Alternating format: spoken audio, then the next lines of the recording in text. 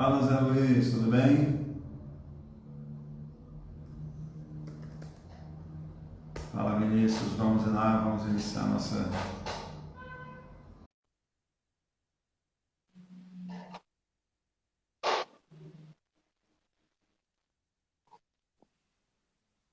Oi, Fala, meu Daniel. amigo, tudo bem? Boa tarde, querido. Tudo? Pô, desculpa, Tranquilo. esbarrei aqui na tela aqui.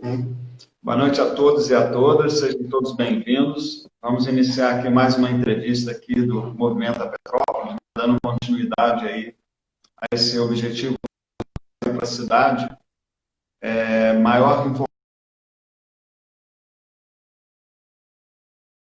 aí mais um candidato a prefeito. Possa fazer uma boa escolha no dia 15 de novembro. O Movimento da Petrópolis te agradece muito, Zé Luiz, pela sua presença aqui, por estar dispondo o seu tempo com a gente, para poder a gente fazer essa entrevista.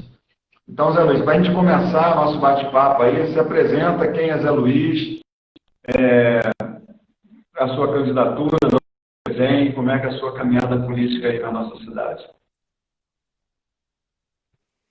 Bom, primeiro de tudo, agradecer aí ao Coletivo Movimento Petrópolis, a você, Daniel, pela cordialidade, das nossas conversas e de conduzir aqui essa entrevista comigo. Bom, quem é Luiz?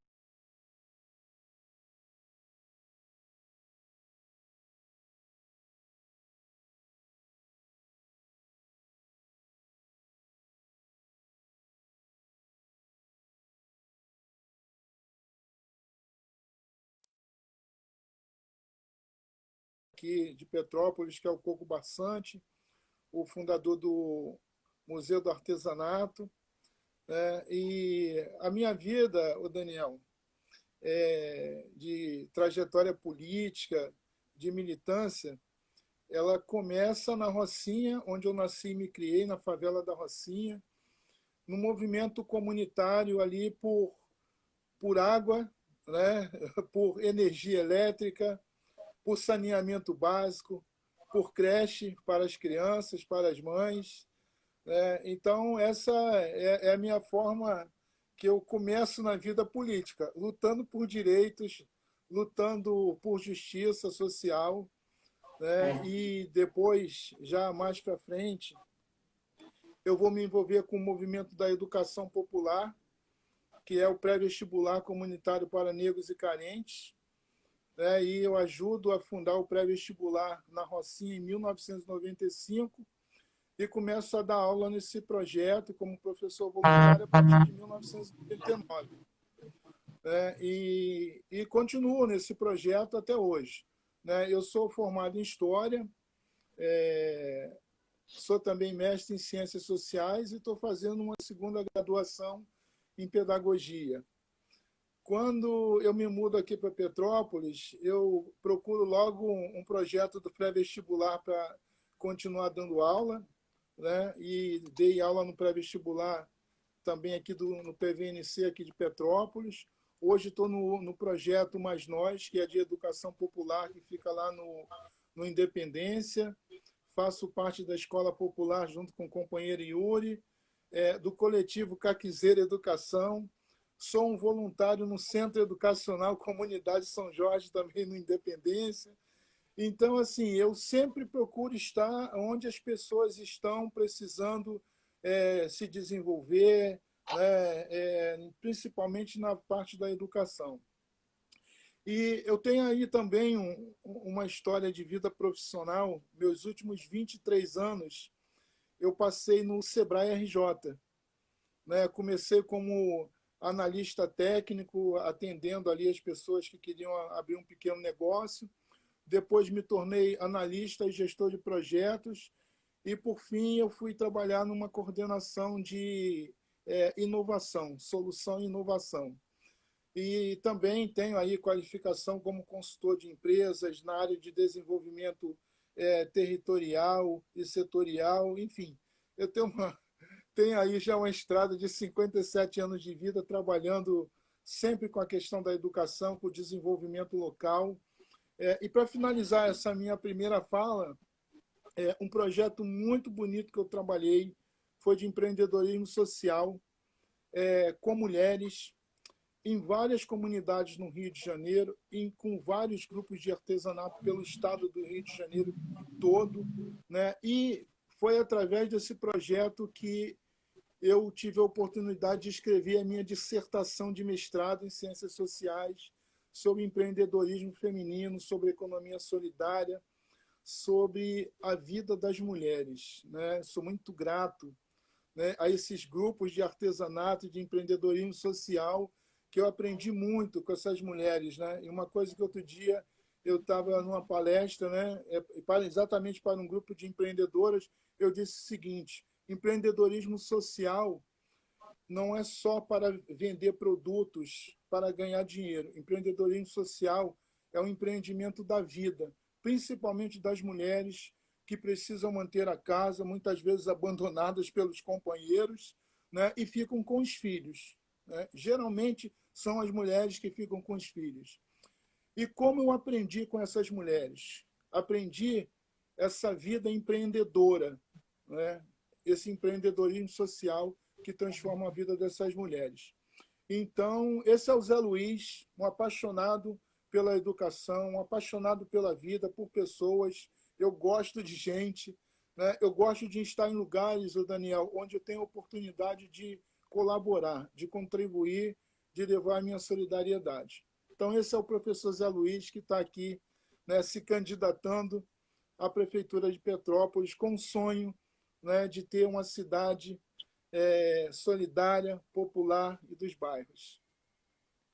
Muito bom, Zé, muito obrigado. Deixa eu te fazer. A gente tem algumas coisas aí, né, que são inovadoras nessa cidade, né? A sua candidatura é uma candidatura fora do perfil que a gente vê dos candidatos nessa cidade, né? Normalmente, todos homens brancos, né?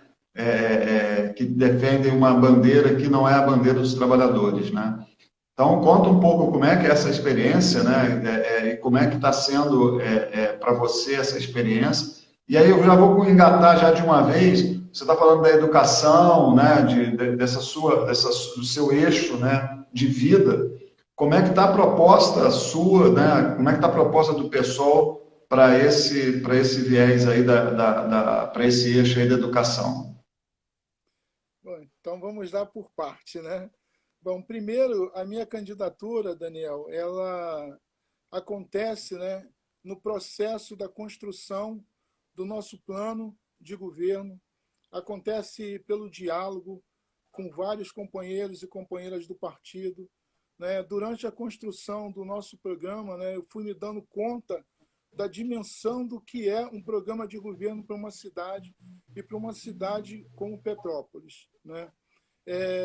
Primeiro, eu já tinha sido convidado pelo diretório do partido a ser o vice, né, prefeito, junto com o Yuri Moura, e aí, numa decisão do diretório, ali, do coletivo, que o Yuri, então, passaria para a chapa, né, proporcional, vindo candidato a vereador, e começamos ali a discussão de nomes, pensar pessoas que poderiam, então, substituir o Yuri, né?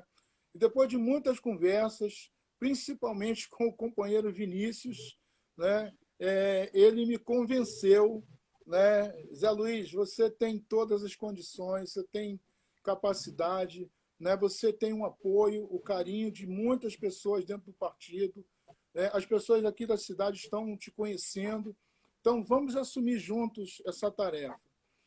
E aí não é só uma tarefa, né, pela questão política, no sentido da política partidária. É uma tarefa de responsabilidade e compromisso, Daniel, com a questão da justiça social, né, pensando exatamente nesse ponto que você falou. Eu sou uma pessoa, vamos dizer assim, totalmente diferente do perfil dos candidatos, né, que estão disputando a eleição na cidade aqui esse ano. Eu acho que eu e a Lívia, né, porque ela é uma mulher também disputando a candidatura, né, a gente tem que enfatizar isso, muito corajosa, né, a Lívia, de estar neste lugar, disputando a prefeitura numa cidade com 12 homens, né? 11 homens brancos, um homem negro e uma mulher. Isso não é fácil, Daniel. Não é fácil porque a minha trajetória de vida, né, por muitas vezes, eu ouvi falar, né, críticas e, como é que eu posso dizer, privação do meu direito enquanto cidadão por ser um negro e por ser um favelado, né? Então, assim, por onde eu passei, em várias empresas por onde eu trabalhei, em algumas situações, eu me deparei com esse racismo estrutural, né, que muitas vezes ele se esconde por trás, né, do que as pessoas falam nas empresas, né? Mas você tem que ter mérito para ser promovido, né? Você tem que ter qualificação para ser promovido, você tem que ter conhecimento. E aí eu falava, mas eu tenho tudo isso, né? Eu tenho qualificação, eu tenho conhecimento, eu tenho competência, né? E por isso eu sempre estudei, né? Além de ter a minha graduação e licenciatura em História, né? Semestre em Ciências Sociais, e aí eu tenho que dizer, a minha graduação eu fiz na UFRJ, é a melhor faculdade de História que nós temos no Brasil, né? Ciências Sociais eu fiz na PUC, né? Participei de um concurso por bolsa, né? Fiquei em 5º lugar na classificação com bolsa integral na PUC. Estou fazendo outra graduação, sem falar, Daniel, dos vários cursos que eu fiz de especialização e de pós-graduação. Então, não tinha, né, argumento para dizer, não, então você não tem conhecimento, né, você não tem qualificação. Como não tenho?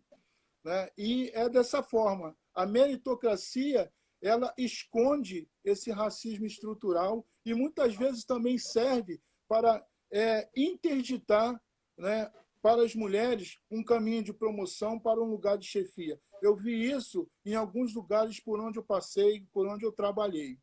Então, estar neste lugar aqui hoje, né, disputando uma eleição para prefeito na cidade que tem um título de cidade imperial, né, o fato de eu ser um homem negro, né, favelado, isso tem, sim, um significado muito forte, muito importante pelas pautas que nós trazemos enquanto um partido socialista.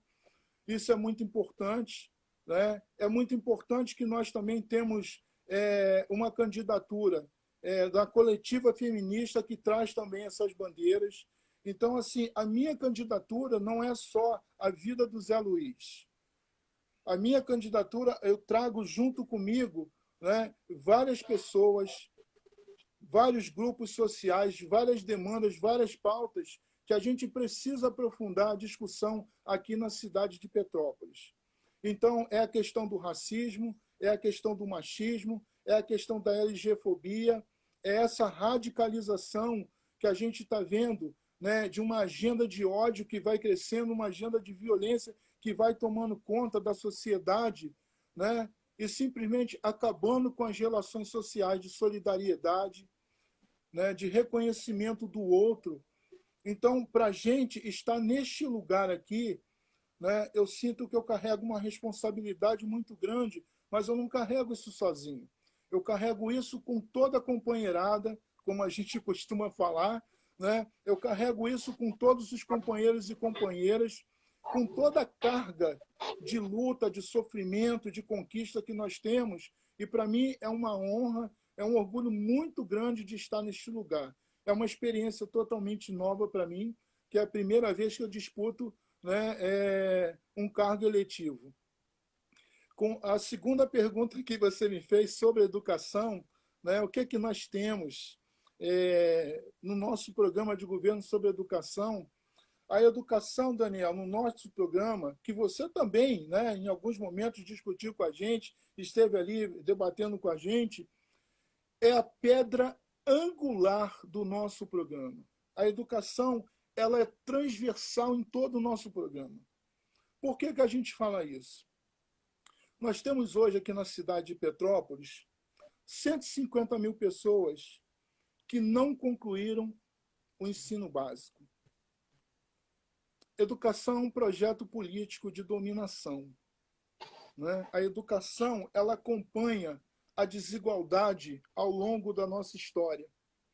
Então, nós temos uma educação para os ricos, que vão controlar, dominar a sociedade, dominar os meios de produção, dominar o capital, e é uma formação diferente. E nós temos a educação para os pobres, para os trabalhadores, em que, com muita luta, com muita determinação, com muita organização dos movimentos populares da sociedade civil, a gente tem conseguido alguns projetos pedagógicos de emancipação do nosso povo, de dar condições de libertação para o nosso povo. Então, o nosso programa é um programa radical com relação à educação. É de mudança, que começa com, primeiro de tudo, reconhecer a importância do professor e da professora. Que os nossos professores, os nossos quadros, sejam todos eles concursados, com todos os seus direitos garantidos, com o reconhecimento dessa categoria, né, com todo respeito às demais categorias, todo respeito mesmo. Mas sem um professor não existe sociedade. Sem educação não existe civilização. Sem educação não existe desenvolvimento humano. Então, nosso primeiro ponto é a valorização do professor, que ele seja concursado com a garantia de todos os seus direitos. A segunda questão é que todas as crianças em idade escolar, todos os jovens, estejam nas escolas, em tempo integral. Nós vamos fazer isso de forma gradual, né? Nós sabemos das nossas limitações, muitas vezes de recurso, de pessoal, mas conhecendo, Daniel, com um diagnóstico bem feito, né? Conhecendo a nossa rede, conhecendo quantas escolas nós temos, quantos alunos temos, quantos professores temos, o que nós precisamos ainda fazer, com conhecimento, com essas informações, nós vamos estruturar um plano de desenvolvimento educacional nessa cidade, nós vamos transformar Petrópolis para uma cidade educadora.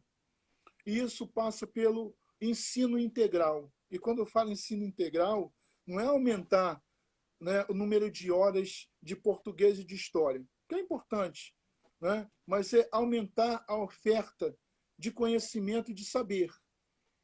Vamos agregar cultura, esporte, outros conhecimentos para formar cidadão e cidadã. Nós precisamos romper também com este modelo de educação que tem um foco que formar pessoas para o mercado de trabalho. Nós temos que formar pessoas para a vida, que ela também vai trabalhar. Mas nós precisamos formar o cidadão e a cidadã para a vida em sociedade, para o convívio ético, moral, respeitoso. E isso passa, né, por essa escola de tempo integral. E um outro ponto também, para fechar aqui, a gente ter as comunidades de aprendizagem. A escola, em cada comunidade, em cada bairro, ela será um ponto de referência para a gente poder dialogar com toda a comunidade do entorno, dialogar com os saberes das comunidades, com a memória, a cultura de cada comunidade, de cada lugar.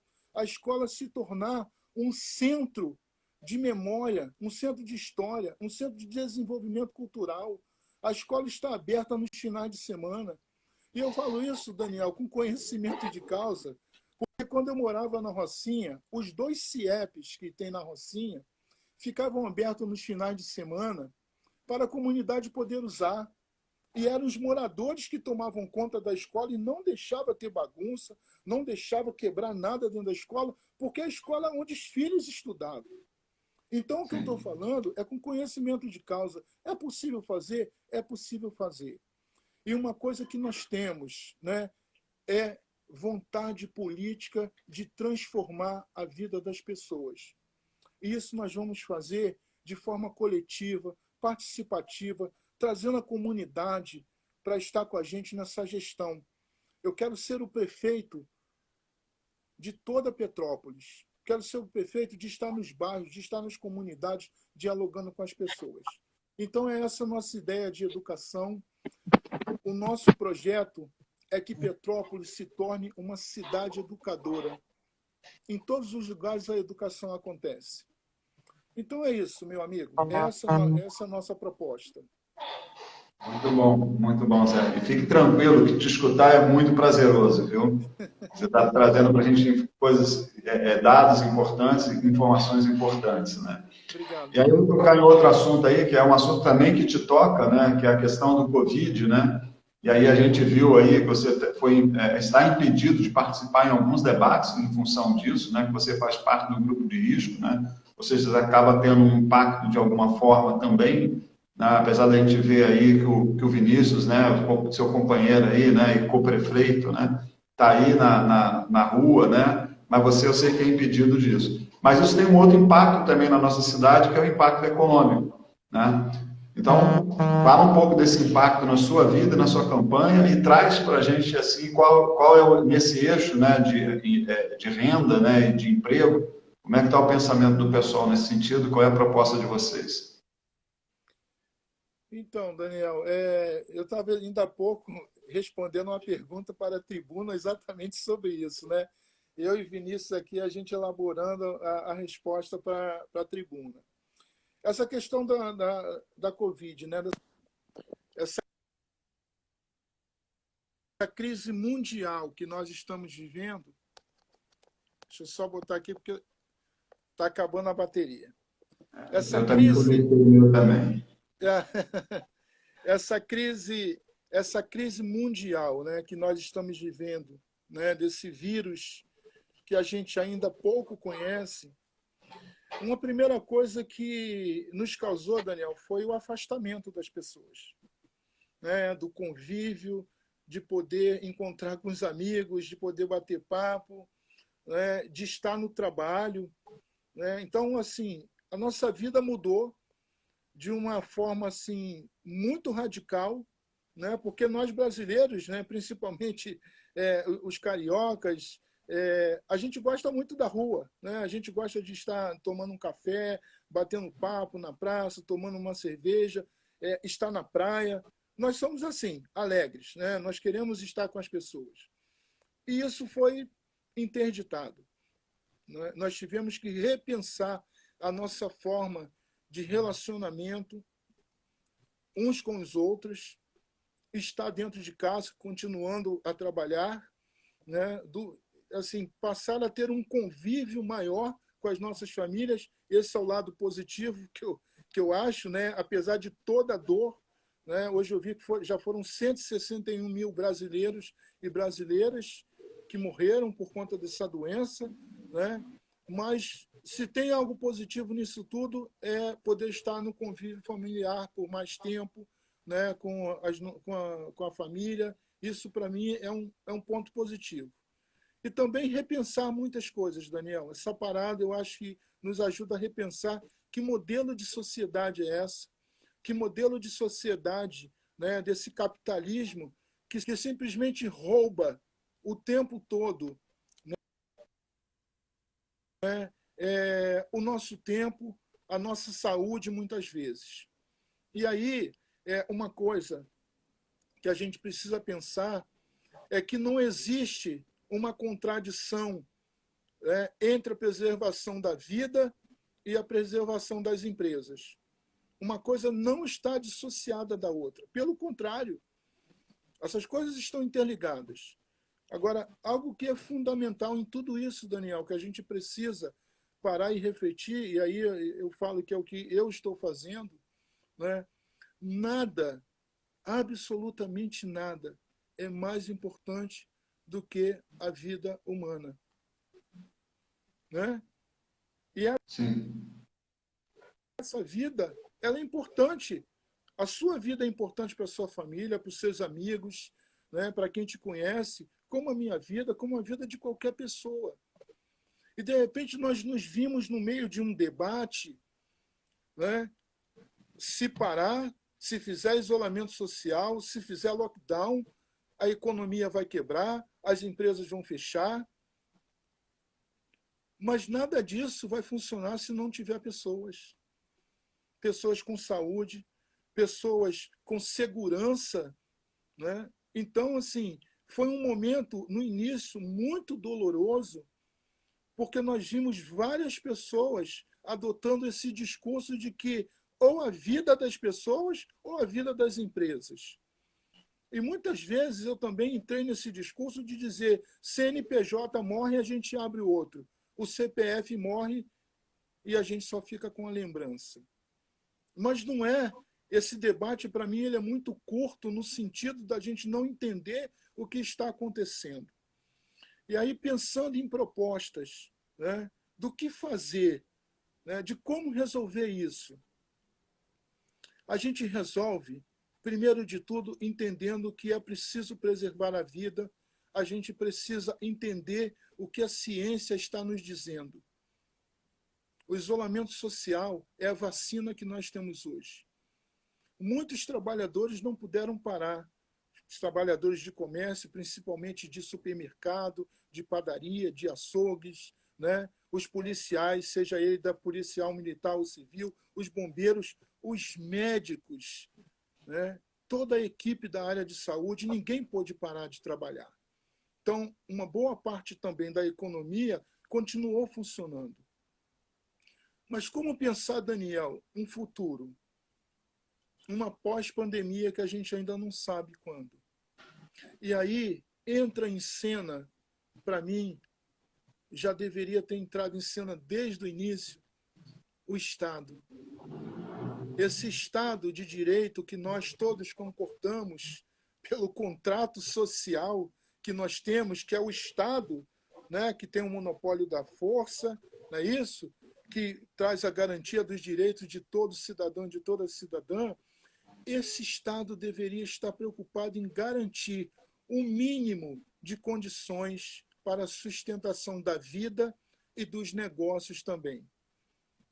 Priorizar a manutenção, né, da sustentação das pessoas e também dos negócios. Como fazer isso? Como fazer isso? Nós vimos agora uma batalha recente, que eu acho que foi resolvida ontem, sobre a desoneração da folha, né, dos empregados das empresas, a continuidade até o final de 2021. E o governo e o presidente se colocou contra, mas foi votado a continuidade. Nós estamos falando de garantia de emprego de milhões de pessoas. Hoje, no Brasil, nós temos 14 milhões de pessoas desempregadas. O que é isso? Como essas pessoas estão se mantendo? Como essas pessoas estão conseguindo levar o pão, o arroz com feijão, a farinha, a mistura para botar na mesa? Então, o que eu penso que não dá para futuro. Se você for eleito, Zé Luiz, o que você vai fazer? Eu digo o seguinte, já deveria estar sendo feito por quem está no poder hoje, seja o prefeito, seja o governo do Estado, seja o presidente da República. Um plano emergencial, primeiro de garantia de todas as vidas, o máximo de pessoas. Uma mobilização, né, uma organização de todas as instituições de saúde, desde o Ministério da Saúde, passando pelas secretarias estadual e municipal. O Ministério da Economia também, com as secretarias de Fazenda em cada estado, em cada município, pensando o seguinte, como a gente faz para manter o funcionamento das micro e pequenas empresas, das que mais criam postos de trabalho neste Brasil de meu Deus, né? Como a gente faz para manter essas empresas funcionando? Como a gente garante isso? Porque uma coisa, Daniel, o Brasil não é um país pobre. O Brasil ele é mal administrado. Não adianta colocar dinheiro na mão de uma pessoa que não sabe o que vai fazer. Não adianta. E o Brasil é assim. Nós temos gestores públicos com dinheiro na mão e que não sabe onde investir para o bem comum, para a garantia, para a segurança da vida das pessoas. E era o que deveria estar sendo feito. Mas vamos lá, no nosso plano de governo do PSOL, o que é que nós pensamos? Primeiro de tudo é garantir a vida das pessoas. Segundo, gerar trabalho e renda nos bairros, nas comunidades, desburocratizar, né, o que hoje a gente fala da abertura de uma empresa, faz isso na hora. Petrópolis já foi conhecida, né, como uma cidade amiga do empreendedor. Na época que eu trabalhei no Sebrae, Petrópolis era uma cidade modelo para abertura de negócios. Era uma cidade que tinha um ambiente bom para abertura de negócios. Não sei o que aconteceu. Então, isso é um ponto. Para abertura de negócio, faz na hora. Já dá o alvará para a pessoa que quer começar um pequeno negócio. Apoio técnico para orientar essa pessoa de como ela vai conduzir esse negócio. Microcrédito também, um pequeno microcrédito para a pessoa começar um negócio. Às vezes, né, uma pessoa, uma costureira, precisa comprar uma máquina, precisa comprar algum tecido para começar a fazer alguma coisa. Uma pessoa, né, um torneiro mecânico, um eletricista, ele precisa de uma ferramenta para começar a trabalhar por conta própria. Uma pequena padaria no bairro precisa de um forno. Então, quando a gente está falando de desenvolvimento, de recuperação da economia, é incentivar que as pessoas possam fazer aquilo que elas já sabem fazer. Não é só ser apenas empregado. É importante, vamos atrair empresas para Petrópolis, vamos, mas empresas que contribuam para o desenvolvimento econômico e social da nossa cidade. Com desenvolvimento na área de tecnologia, o turismo pode ser feito para além do centro histórico. O turismo de base comunitária.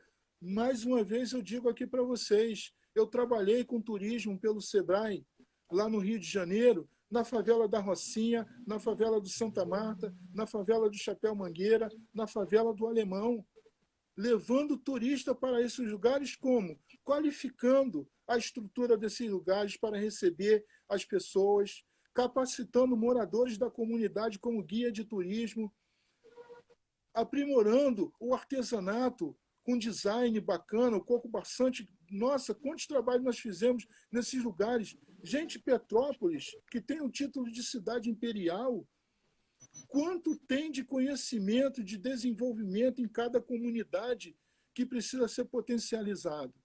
Então, assim, Daniel, o que nós pensamos é que Petrópolis tem um potencial de desenvolvimento econômico e social que está represado pelas condições que a cidade se organiza enquanto sociedade. O centro é o núcleo de tudo, é por onde passa tudo, onde acontece tudo. Os bairros, as comunidades, os distritos ficam relegados a segundo plano.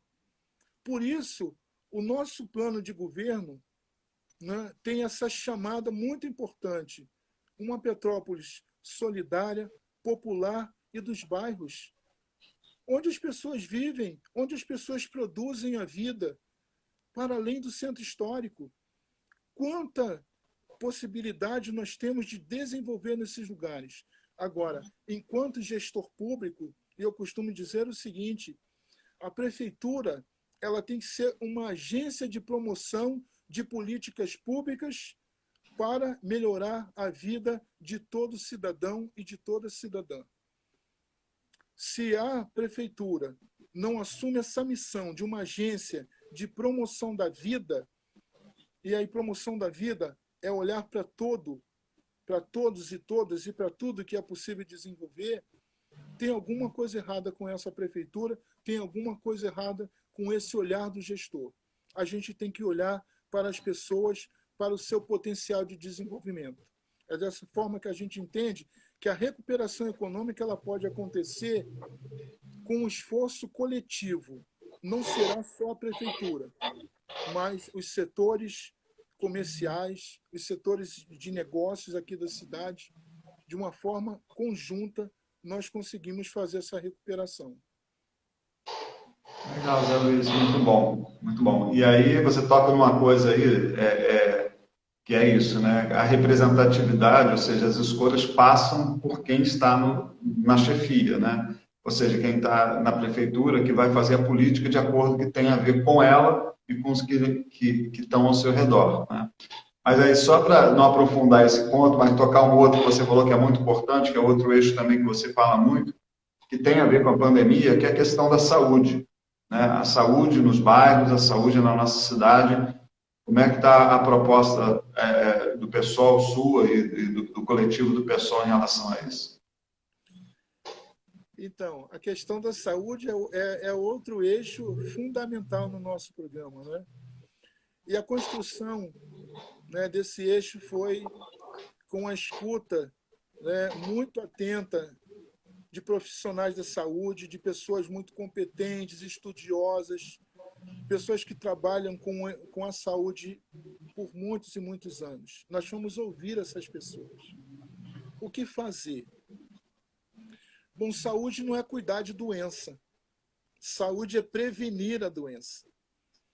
E olha a importância disso, Daniel. Prevenção. Saúde é prevenir. Então, a unidade básica de saúde que a gente instala num bairro, numa comunidade, num distrito, a gente ali está pensando na vida das pessoas. O postinho de saúde, né, onde você leva a criança para tomar uma vacina, né, onde o idoso pode ir lá pegar o seu remédio para pressão, para diabetes, para medir a pressão, enfim. É esse postinho, essa unidade básica que a gente pensa em expandir dentro das nossas condições, claro, financeiras, do orçamento que a prefeitura tiver, mas que tenha uma unidade básica de saúde em cada lugar próximo das pessoas. Trabalhar com prevenção. E quando a gente fala de saúde, a gente fala também da estrutura física de cada bairro. Coleta de lixo, água potável na casa de todo mundo, saneamento básico. Isso também é saúde. Sim. É importante a gente ter essa visão do todo, né? Só o posto de saúde instalado ali, ele não vai resolver tudo. A gente então precisa trabalhar com outras questões como essas que eu falei. Um outro ponto importante também aí é a gestão do sistema de saúde na nossa cidade. Não dá para continuar da forma como está, em que você precisa marcar uma consulta, aí você tem que ir para uma fila de madrugada. Já começa um problema por aí. Como para marcar uma consulta você tem que ir para uma fila de madrugada, sem saber se vai conseguir marcar a consulta? Então, uma coisa importantíssima que nós vamos fazer, ouvindo os profissionais de saúde, fazendo um diagnóstico do nosso sistema de saúde, para entender onde a gente precisa melhorar, quais são os pontos de gargalo. Essa gestão ela precisa ser feita de uma forma, hoje, né, diminuir essa quantidade de papel que o usuário fica de um lado para o outro buscando carimbo, buscando autorização para conseguir fazer uma consulta, um exame, e se for uma cirurgia é mais complicado ainda. Então, assim, nós vamos, né, usar a tecnologia, os sistemas que hoje o SUS já oferece, para você fazer essa gestão de maneira informatizada do prontuário médico do usuário do nosso sistema de saúde. Então, seja no postinho que você vai para poder dar a primeira vacina na criança, um idoso que vai lá, qualquer pessoa para aferir a pressão, já faz ali uma ficha da pessoa no sistema e ela já fica cadastrada. Se essa pessoa precisar ir num Alcides Carneiro ou num outro equipamento público de saúde, a ficha dela já vai estar lá. Então, não precisa ficar carregando papel para lá e para cá. Então, eu vejo que o problema que nós temos hoje, de fila, de falta de médicos também, de enfermeiros, o problema é de gestão, de olhar para a rede, olhar para a sua necessidade e, com os recursos, com o orçamento que tem, fazer a melhor aplicação. E aí eu lembro aqui de uma fala que eu tive essa semana com o Coronel Ibis, falando sobre segurança.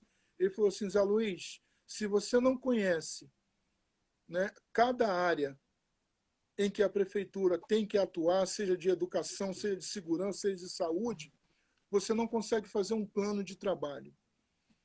Então, assim, a gente precisa conhecer a nossa estrutura de saúde hoje da cidade. E nós vamos fazer isso, Daniel, com os profissionais de saúde. O nosso secretário será um médico concursado do nosso sistema de saúde, alguém que conhece, né? Porque é essa pessoa que vai nos dizer, prefeito, olha, a nossa estrutura é essa, o nosso quadro de pessoal é esse, nós precisamos investir nessa área que é prioridade, nós precisamos trabalhar firme aqui, nós precisamos ter um posto de saúde, uma unidade básica de saúde em tal lugar, porque ali tem uma ocorrência maior desse tipo de doença. Então, assim, é a gente olhar para a necessidade de uma forma muito responsável, né? Pensando que a saúde preventiva ela evita que a pessoa fique doente. E, na outra ponta, as pessoas que já precisam do atendimento médico, ela não pode ficar esperando. Então, o que nós vamos fazer primeiro é melhorar a gestão do nosso sistema e, ao mesmo tempo, ir atacando os gargalos que nós temos, seja de fila, seja de falta de profissionais, que também serão concursados, não serão contratados de maneira precária. Onde for necessário ter uma unidade de saúde, nós vamos construir, tudo com muita responsabilidade, tudo olhando para o orçamento que nós temos, tudo acompanhando, né, o que os técnicos da área de saúde estão dizendo para nós. Então, o que nós pensamos aqui, tanto na área de educação, tanto na área de saúde, em todas as áreas que a prefeitura vai atuar, nós queremos ouvir os profissionais que atuam nessa área. Eu acho que dessa forma, Daniel, a gente consegue fazer uma gestão responsável, participativa, trazendo as pessoas para o nosso lado, para que a gente consiga resolver cada problema.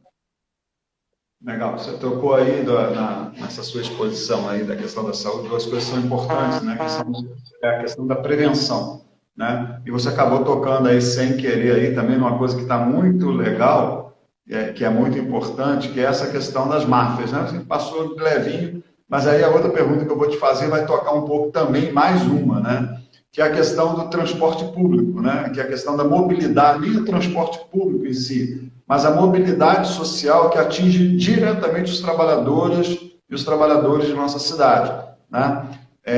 Como é que vocês olham isso? E aí eu sei que esse é um assunto que é transversal à educação, né, à saúde, à moradia, né? Como é que vocês veem essa questão da mobilidade urbana hoje na cidade? Qual o projeto que o pessoal tem para isso? Então, sobre mobilidade urbana, como você falou, é transversal, né? Ele impacta na vida das pessoas, impacta na economia da cidade.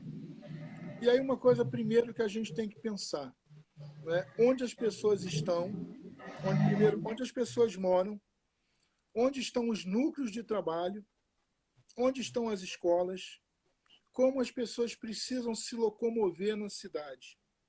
Aí, mais uma vez, né, vem aqui um diagnóstico da cidade.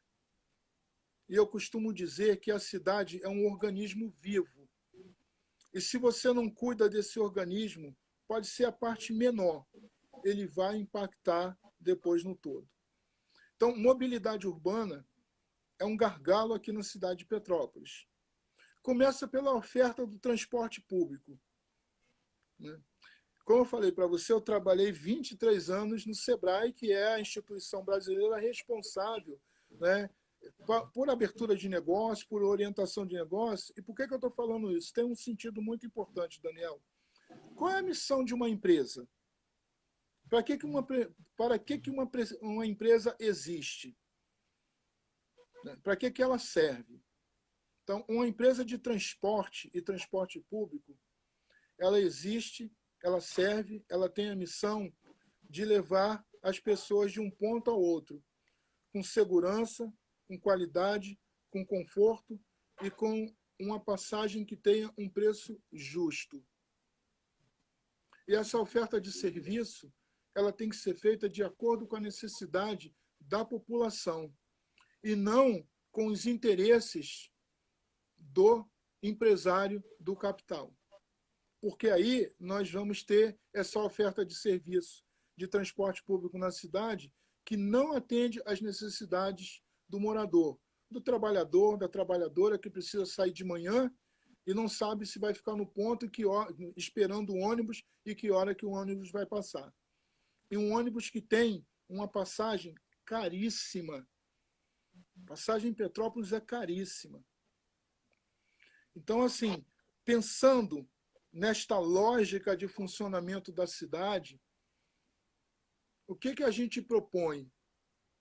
Se é uma concessão da prefeitura para algumas empresas explorar o transporte público na cidade, por outro lado, esse transporte público ele precisa atender às necessidades de quem precisa e de maneira eficiente e eficaz. Eu quero dizer, o que as pessoas precisam, que hora que elas precisam, e que seja de uma maneira, né, que atenda de fato os horários que as pessoas estão se locomovendo de manhã, à tarde, à noite. A empresa de ônibus ela tem que ofertar esse transporte da melhor maneira possível. Pensar numa logística que atenda a circulação das pessoas na cidade. A gente pode sim ter a tecnologia ao nosso favor para que isso aconteça de uma maneira organizada, planejada, que seja eficiente. Então, isso é um ponto fundamental para a gente. A outra questão, né, na oferta de ônibus para os lugares onde as pessoas moram. A pessoa mora lá no alto do Independência. O ônibus tem que ir até lá. Mas o ônibus grande não vai, coloca um micro-ônibus. O micro-ônibus também não vai. Então vamos colocar transporte alternativo? De vans, de mototáxi. Porque o que não pode é o morador ter que andar a pé, às vezes na chuva, ou às vezes no sol quente, porque simplesmente o empresário do ônibus diz que o ônibus não vai subir até tal lugar, ou então que não tem passageiro suficiente que cubra os custos, né, da operação dele. Vamos dar uma olhada nessa planilha, então, de custos? Vamos fazer uma auditoria nessa planilha de custos, entendendo essa lógica de oferta do serviço de transporte na cidade? Porque quem não pode ser penalizado por isso é o morador. O empresário, ele acha que não pode ser prejudicado no custo dele e no lucro dele, mas o morador pode. Então, isso no nosso governo, a prioridade é a pessoa. A nossa prioridade é a população.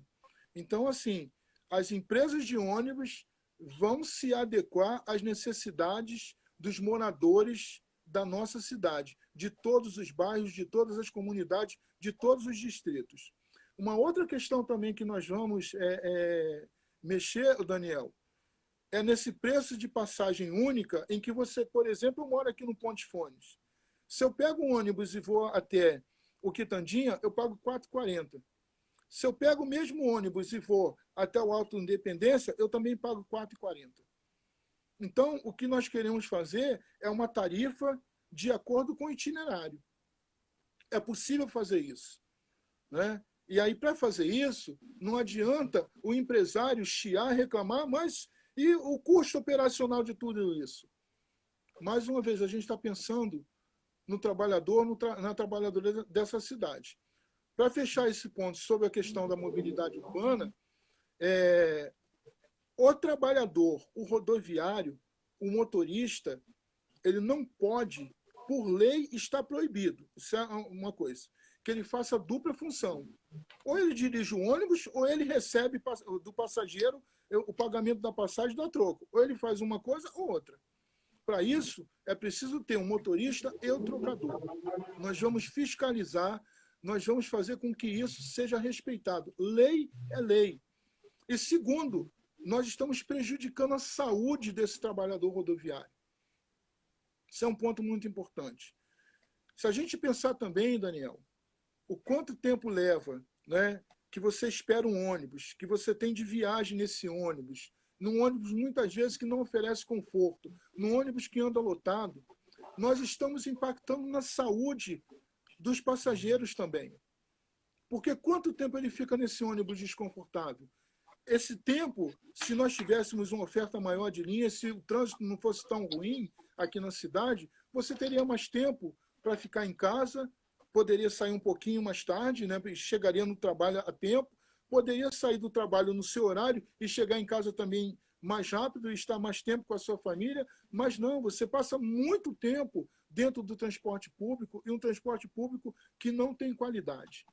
Então, assim, mobilidade urbana, pensando nessa questão do transporte público, são pontos que nós vamos mexer. E, por fim, só um último ponto, nós precisamos repensar essa cultura do automóvel aqui em Petrópolis.